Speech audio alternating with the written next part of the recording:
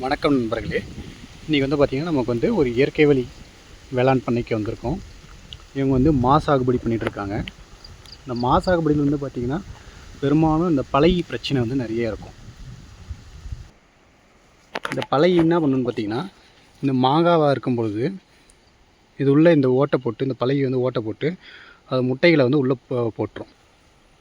அந்த முட்டைகளை உள்ளே செலுத்தும் போது என்ன பார்த்திங்கன்னா, பழமாற ஸ்டேஜில் அந்த முட்டைங்கள்லாம் வெடித்து உள்ளே வந்து புழுவாக மாறிடும். அதனால் நம்ம வந்து சில டைமில் மாம்பழத்தை கட் பண்ணி பார்க்கும்போது உள்ளே புழு இருக்கும்.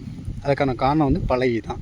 அந்த பழகியை கட்டுப்படுத்துறதுக்காக இந்த தோட்டத்தில் என்ன பண்ணியிருக்காங்கன்னு பார்த்தீங்கன்னா, பேப்பர் கவர் யூஸ் பண்ணியிருக்காங்க. இந்த பேப்பர் கவர் யூஸ் பண்ணியிருக்காங்க. இந்த கவர் யூஸ் பண்ணும்போது தான் வந்து பார்த்திங்கன்னா, உள்ளே எந்த பழகியும் உள்ளே போய் அந்த பழத்தில் வந்து முட்டையிடாது. முட்டையிடாதனால வந்து பார்த்திங்கன்னா, அடுத்து அந்த உள்ளே வந்து புழு வந்து நமக்கு தென்படாது. இந்த பழகியை கட்டுப்படுத்துறதுக்காக இந்த தோட்டத்தில் இந்த மாதிரி பேப்பர் கவர் யூஸ் பண்ணியிருக்காங்க.